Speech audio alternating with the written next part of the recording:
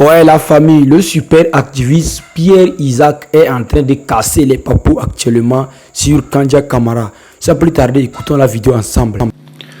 Bonjour chers frères et sœurs. Kandia Camara nous a dit que désormais, on ne parlera plus de Dida, de Bété, de Sénoufo, de Robert en Côte d'Ivoire, de toutes les ethnies. On ne parlera plus de ces ethnies. Pourquoi? Parce qu'ils ont un projet qui va consister à faire disparaître les autochtones. Voilà pourquoi elle le dit. Pourquoi faire disparaître les autochtones? Eh bien, vous avez vu dans la forêt de Mans, les hommes de Blaise Compaoré ont été installés. Ils ont occupé les forêts après avoir éliminé les autochtones de cette zone. Donc, progressivement, on ne va plus parler de Robert dans l'ouest du pays, puisque ces autochtones vont finir par disparaître. Et qui occupent ces endroits, ce sont les soldats de Blaise Compaoré qui l'ont aidé à prendre le pouvoir. Vous voyez, on se souvient de Ourémy, ce fameux soldat qu'ils ont fait disparaître dans leur prison. Alors, à présent, nous allons chercher à comprendre le message divin que nous avons reçu d'Agathe, de Sainte Agathe de Catania. Et étrangement, la ville de Catania a pour symbole l'éléphant. Étrangement. Alors, nous allons chercher à voir le volcan que Kandia Camara va commencer à cracher en Côte d'Ivoire enfin, les larves que Kandia Camara va commencer à cracher en Côte d'Ivoire pour chercher à éliminer les autochtones. Parce que pour que Téné Birahima vienne au pouvoir, il faut que les terreaux qui vont l'aider aient des villages où s'installer. Voilà le problème. Voilà la question. Quand Blaise Compaoré a envoyé ses soldats, ils ont été récompensés. Ils ont été récompensés dans la forêt de l'Ouest. Maintenant que Téné Birahima arrive et que l'armée doit disparaître, et qu'on verra des gens venir de partout, des terreaux venus de partout, pour être une base arrière contre l'AES, eh bien, il faut bien que ces gens aient de la place. Et pour que ces gens aient de la place, il faut que les autochtones disparaissent. Alors, pour ne pas que les gens disent que je suis en train d'accuser Kandia Camara, on va l'écouter. Écoutons ici la vidéo de Kandia Camara, un parti politique de discrimination. C'est eux qui font ce genre de déclaration. Écoutez la vidéo jusqu'à la fin, puis je reviens. Nous ne voulons plus de Bété en Côte d'Ivoire. Nous ne voulons plus de Sénoufo en Côte d'Ivoire. Nous ne voulons plus de Wobé en Côte d'Ivoire. Nous ne voulons plus de Bria en Côte d'Ivoire. Nous ne voulons plus d'Ati en Côte d'Ivoire. Nous ne voulons plus de Worodouka en Côte d'Ivoire. Nous voulons tout simplement des Ivoiriens et des Ivoiriens vivant dans la nation. Famille, vous avez entendu la voix de Kandia Camara. Pendant que eux-mêmes qui sont à la tête de ce pays-là sont dans la discrimination totale. Ils ont créé un site, ce site-là, c'est un site qui a été créé pour donner de l'emploi seulement aux partisans de RADP. Et puis c'est eux qui font ce genre de déclarations en famille. Alors, Météo Politique Ivoirienne va suivre le réseau de Kandia Camara. Parce qu'elle le dit, mais elle doit étendre sa toile. Elle doit constituer un réseau pour arriver à ses fins. Alors, nous allons essayer de suivre ce réseau. Météo Politique Ivoirienne va essayer de suivre ce réseau. Mais puisqu'ils ont des alliés au PDCI RDA, vous allez voir que cette déclaration de Kandia Camara et la déclaration de Kakabe vont ensemble. Alors, on va écouter Kakabe parler de la disparition des ethnies de Côte d'Ivoire, des villages de Côte d'Ivoire. Écoutez-le parler. Dans les plats souvent. Quand avant il y avait un champ ici, on faisait café et cacao. Vous prenez nos frères burkinabés, ils viennent travailler ici. Quand il vient là, leur salaire n'était pas grand. Quand ils font les enfants, c'est vos parents même qui mettaient les enfants des petits là à l'école. Vrai ou faux? Mais l'enfant, son père s'appelle Sawadogo. Lui, il a mis son enfant ici, il s'appelle Sawadogo aussi. Mais il ne connaît pas le Burkina. Lui aussi a fait son enfant. Dans ce cas-ci là, est-ce qu'après 3 générations, on peut dire que l'enfant est un Burkinabé? Non, sérieusement, est-ce qu'on peut dire qu'il est Burkinabé? Si c'est faux, dites-moi c'est faux. Mais comme c'est ici que le premier Sawadogo est resté, mais c'est ici qu'est son village. On va en reparler. Souvent j'attends des débats. Mais après, on va en reparler. Nous-mêmes ici, là, on se plaint souvent. Oui, très souvent j'entends ça. Les étrangers nous ont pris notre terre. On n'est plus libre chez nous. On n'est plus à ce stade. Regardez vous-même. Aux États-Unis, on est tous fiers d'Obama. Obama est président des États-Unis. Quand il a fini, il va danser avec ses parents au Kenya. Mais est-ce que les Américains lui ont dit qu'il n'est pas américain? Il faut répondre déjà à Kakabe avant de continuer, de poursuivre, de chercher, d'être des limiers sur les traces de Kandia Camara. D'abord, il nous dit que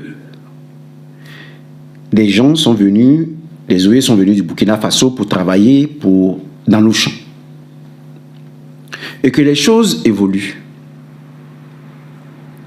Les choses évoluent, ce sont des Ivoiriens. Oui, c'est ce qu'on peut leur donner. Ils sont de nationalité ivoirienne. Quand ils sont en Côte d'Ivoire sur plusieurs générations. Nous sommes en Europe. Nos enfants auront des enfants en Europe. Nous vivons dans des campagnes, quelquefois. Nos enfants vont vivre là. Ils auront la nationalité de cet endroit. Mais ils seront toujours dans leur coin, confinés dans leur coin. Et ils feront leur travail. Si demain ils veulent être maires, on va les choisir maires. Mais ils resteront ce qu'ils sont. On connaîtra leurs origines. Alors pourquoi s'évertuer à effacer les origines de quelqu'un?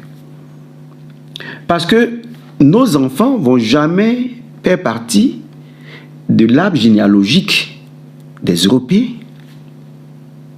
Non. Même vous allez dans leur cimetière, ils ont déjà des tombes qui sont réservées, des caveaux qui sont réservés à leur famille.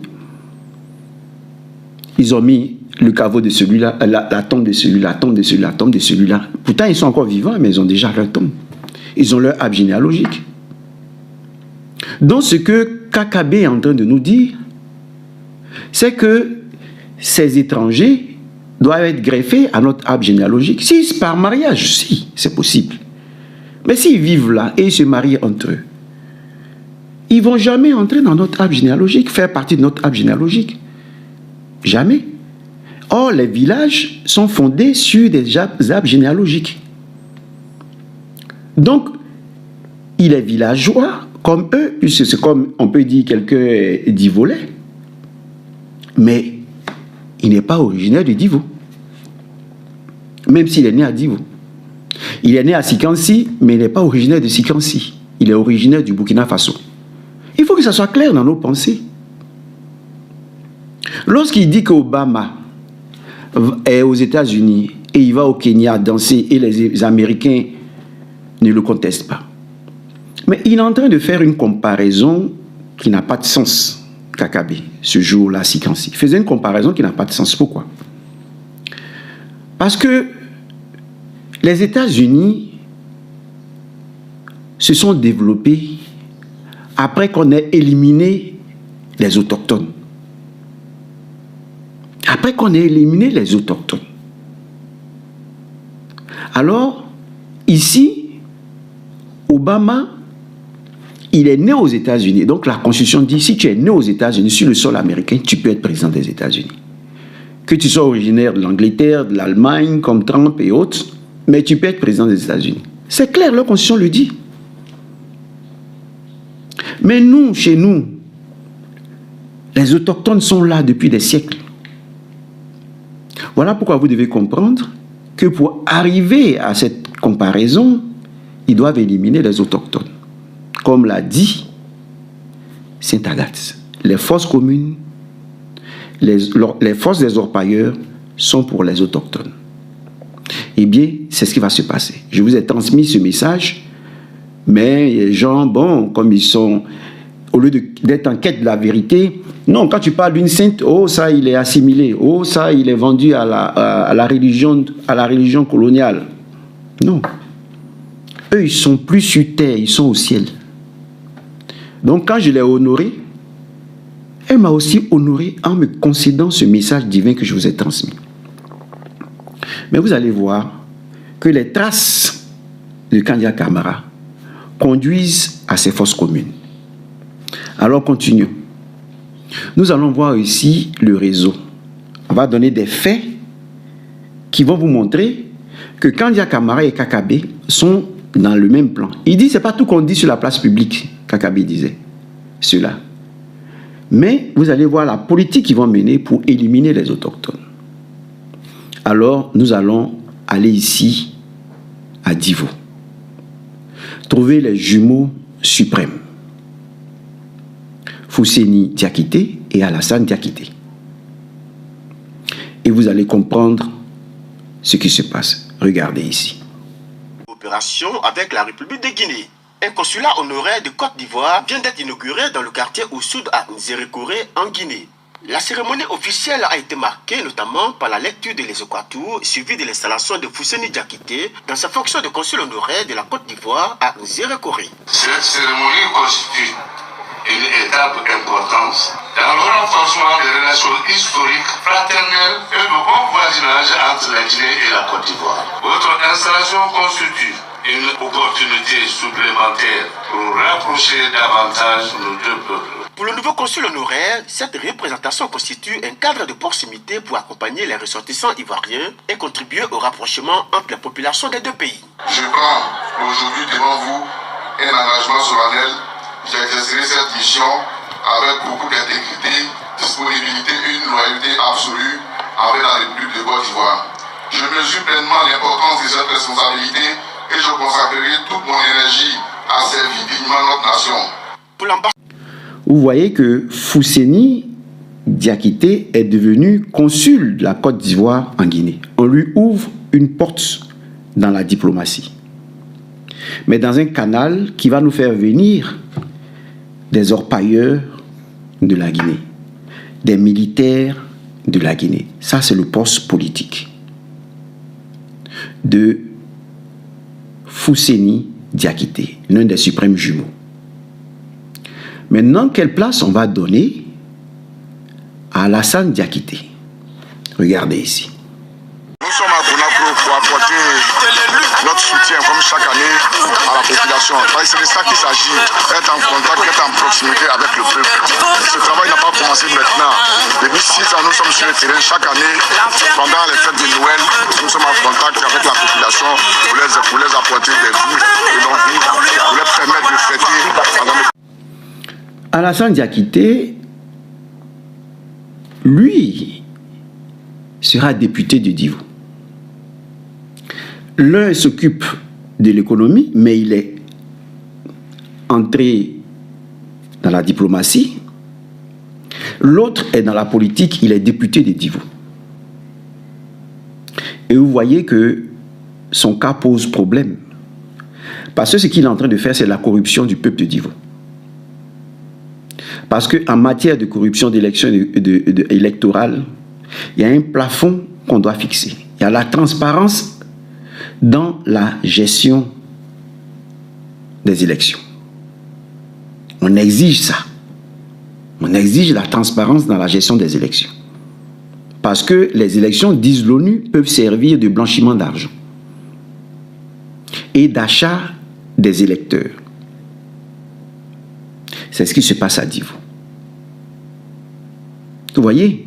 Mais alors, nous interrogeons l'origine, la source, les sources de l'argent qu'ils ont.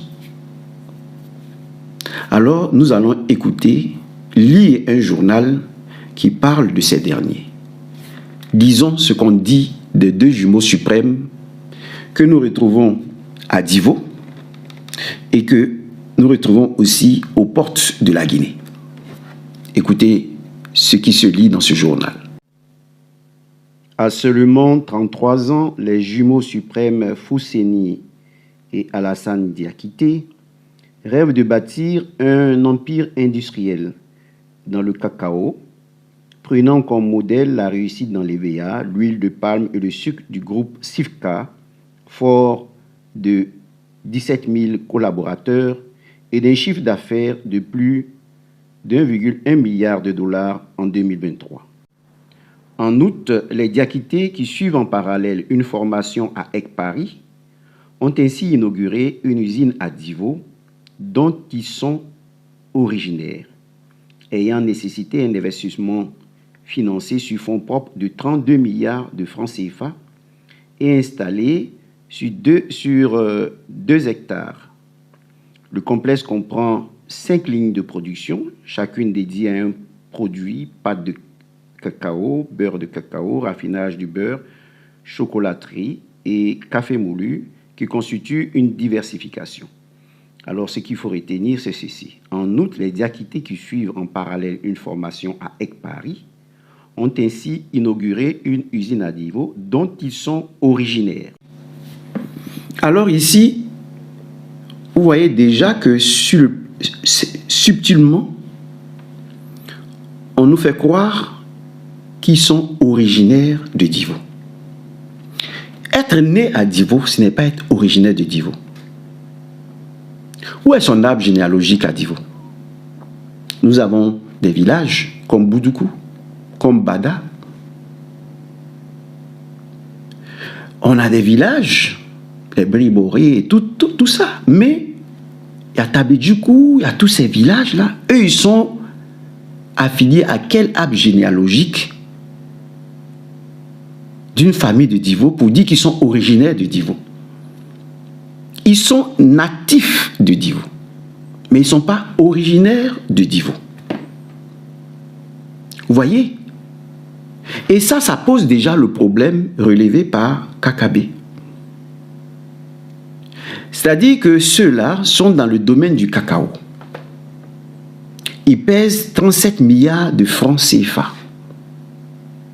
À quel moment ils ont fini leurs études à Aix? À quel moment?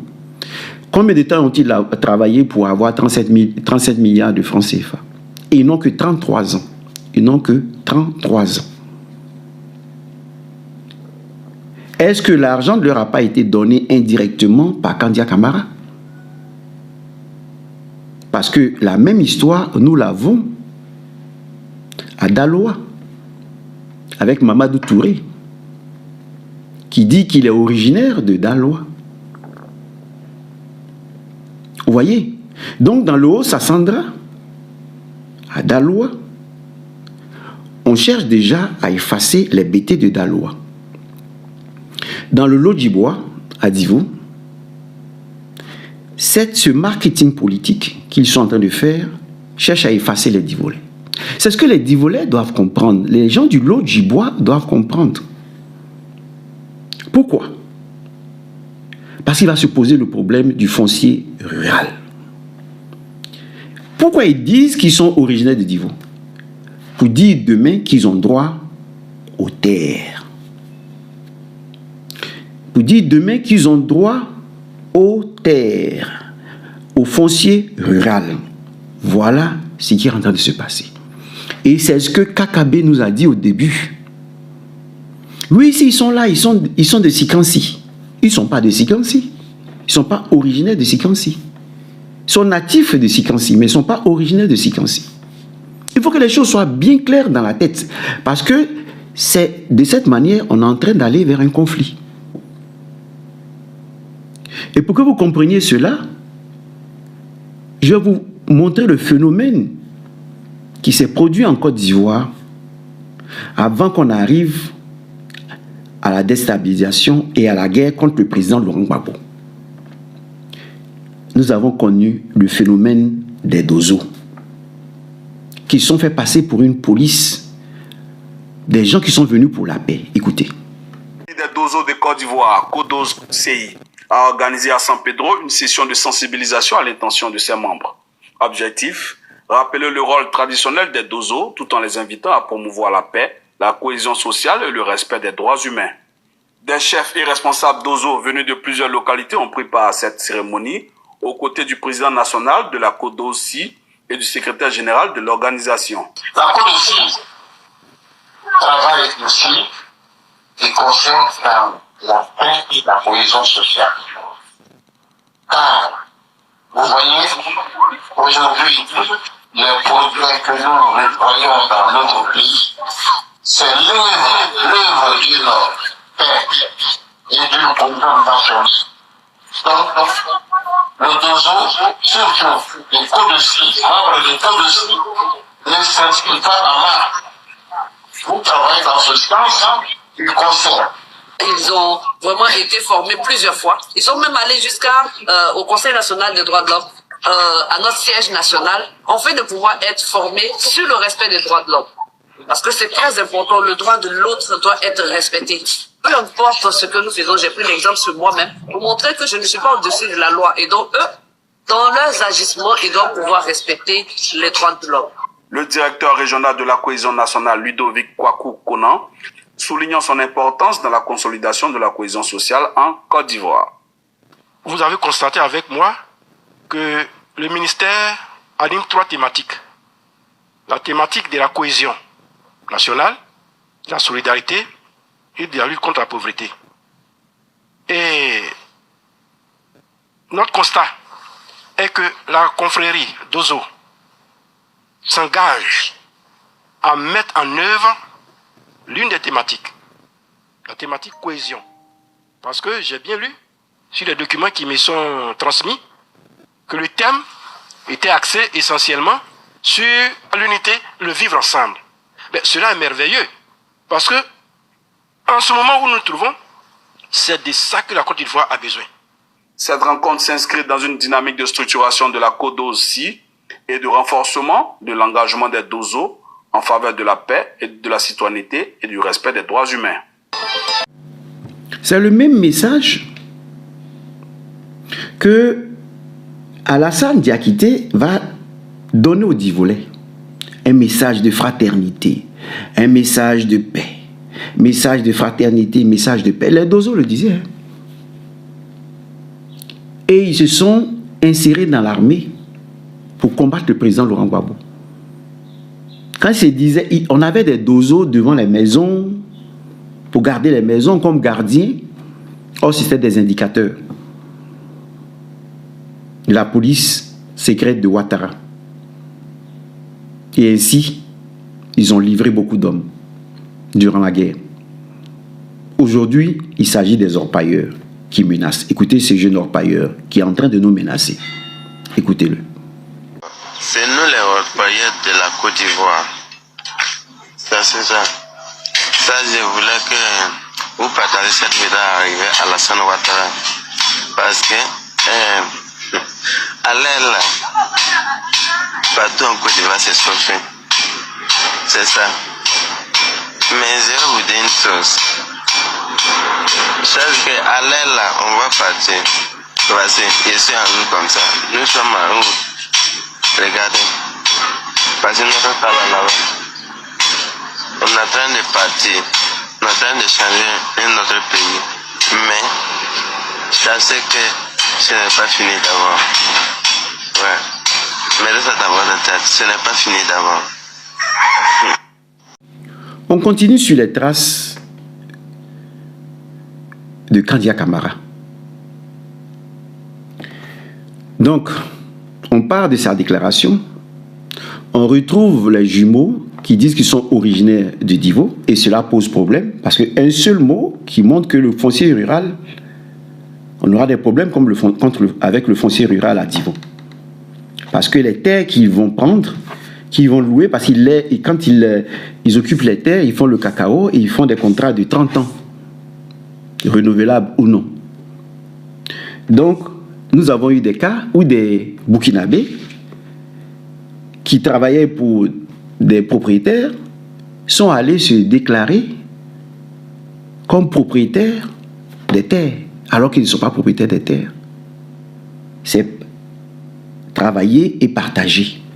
Donc, eux, ils sont partenaires, mais ils ne sont pas propriétaires des terres. Ils travaillent les terres, ils signent le contrat pendant 30 ans.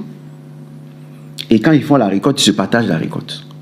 Mais Dieu seul sait qu'il y a beaucoup de jeunes enfants qui ne bénéficient pas de cela. Parce que les propriétaires, les partenaires se mettent là. Si le père est mort, eh bien, ils se prennent tout l'argent pendant que les enfants meurent de faim.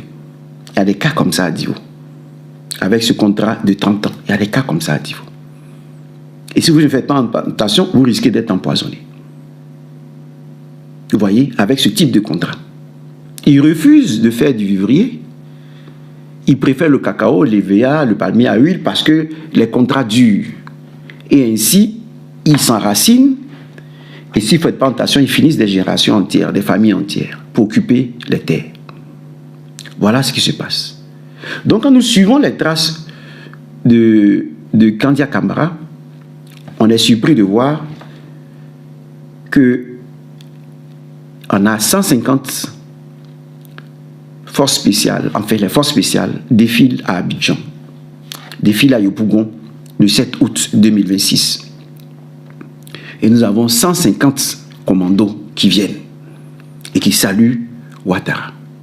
Regardez, ça c'est la diplomatie, le fruit de la diplomatie de Kandia Camara, qui déjà dit si vous avez perdu les bases arrières du Niger, du Burkina Faso, du Mali, moi je vous envoie une base arrière. Ça c'est le travail de Kandia Camara pour installer Téné Birahima Ouattara.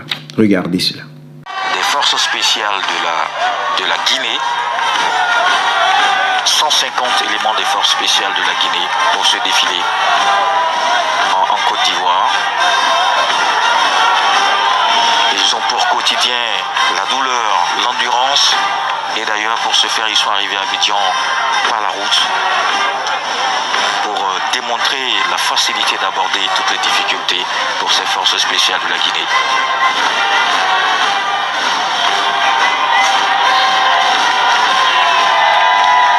Le général Doumbouya lui-même a été commandant des forces spéciales, le président de la République de la Guinée.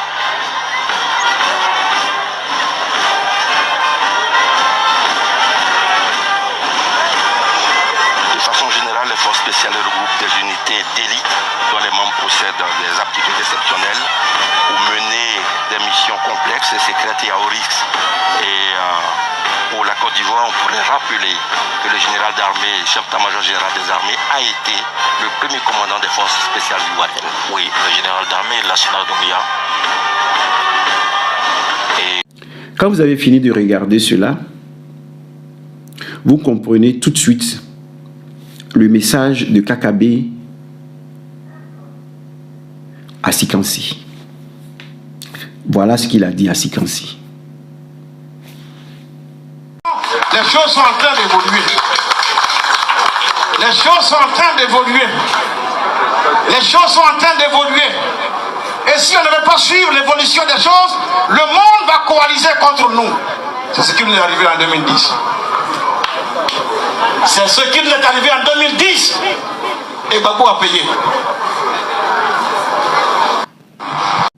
Ce qu'il a dit à Sikansi nous dit quoi?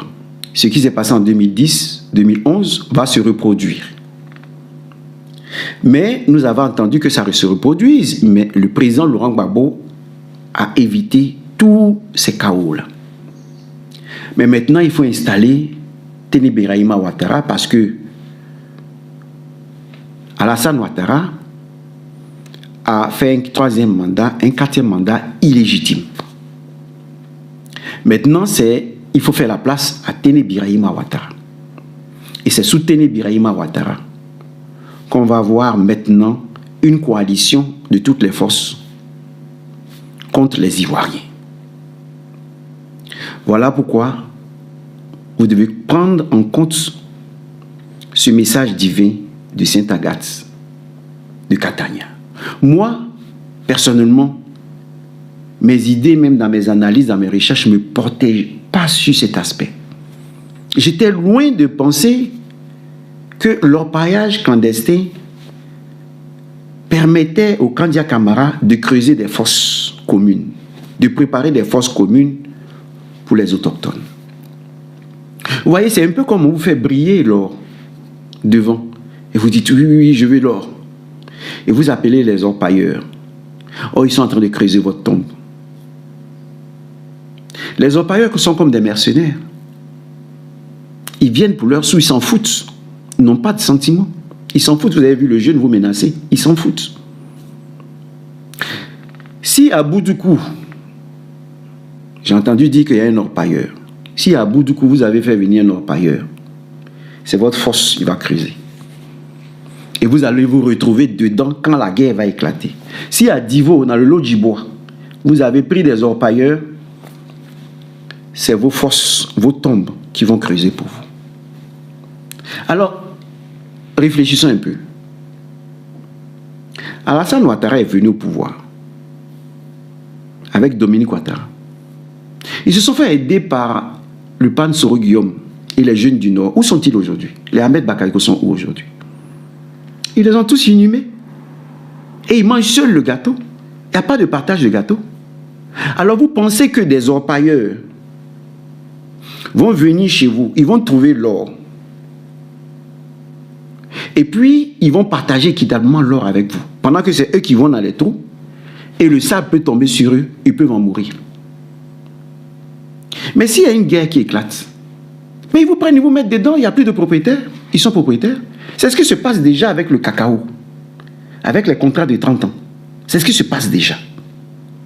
Et vous pensez que l'orpaillage clandestin vient pour vous enrichir. Mais, excusez-moi, chers parents, c'est que vous êtes stupides. Hein? C'est que vous êtes stupides. Vous n'avez pas tiré de leçons de la gouvernance d'Alassane Ouattara.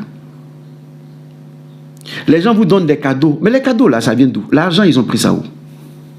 Ils vous donnent des cadeaux à Divo. Oui, j'ai jamais. Mais ils ont pris ça où? L'argent vient où? D'où? À 33 ans, ils sont milliardaires. 33 ans. Ils ont fait l'école là pendant combien d'années? Ils ont travaillé pendant combien d'années?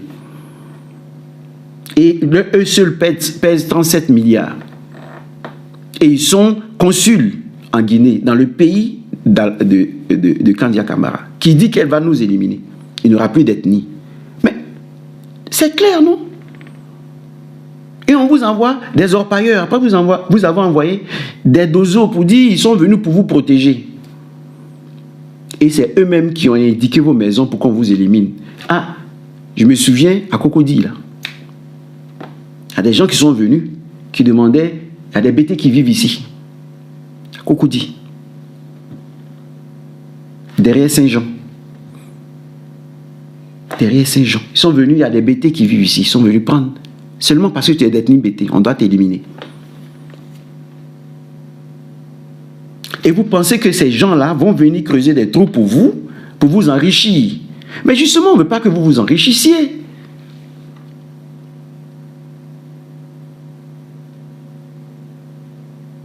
Pourquoi? Parce que vous vous enrichissez, vous allez être souverain. Oh, ils ne veulent pas de votre souveraineté. Donc, ils ne veulent pas que vous soyez riches. Mais comment vous pouvez penser que vous devez laisser les gens exploiter vos terres parce qu'ils vont vous rendre riches? Jamais. C'est la politique de la France. C'est la politique d'Alassane Ouattara. Évitez que vous soyez souverain. Comprenez ça une fois pour toutes. Donc, quand une sainte, puisque vous ne priez pas, vous ne faites pas l'expérience de la spiritualité, vous ne savez pas. Parce qu'on vous dit simplement d'appeler Jésus, d'appeler Dieu.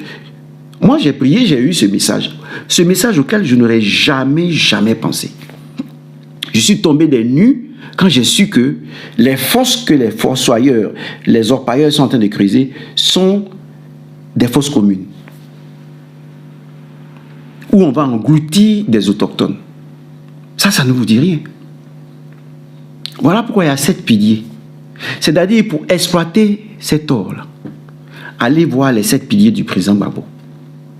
Chaque ambassadeur va vous expliquer comment on peut exploiter l'or sans causer des dommages aux plantes. Parce qu'il y a des machines pour ça. C'est-à-dire, ils prennent l'or, ils remblaient le sol et il n'y a pas de problème. 6 mois après, vous pouvez commencer à cultiver. Il y a des machines pour ça. Il y a des machines pour ça. L'État connaît les gens, les patrons de ces orpailleurs. Pourquoi ne pas les mettre en prison? Pourquoi ces orpailleurs vous disent qu'ils ont des permis de creuser? Pourquoi ils ne creusent pas selon des conventions avec des machines appropriées pour prendre l'or et puis ne pas souiller le sol, ne pas souiller les eaux? Pourquoi? Parce que ce sont vos forces qui sont en train de creuser. Ça, c'est la première partie de mon intervention. On va continuer. On va en parler. Puisque c'est à l'ordre du jour. On a mal, disons, canalisé l'histoire des Dozo. Aujourd'hui, on est en train de mal canaliser les orpailleurs, l'histoire des orpailleurs. Mais on va en parler. On va continuer d'en parler. Allez, je vous laisse parce que j'ai été assez long. Allez, portez-vous bien. Bon week-end à tous. À ce soir, à 22h30, je ne vous donne pas le thème. On va parler ce soir, méditer ce soir comme d'habitude. Merci et à ce soir.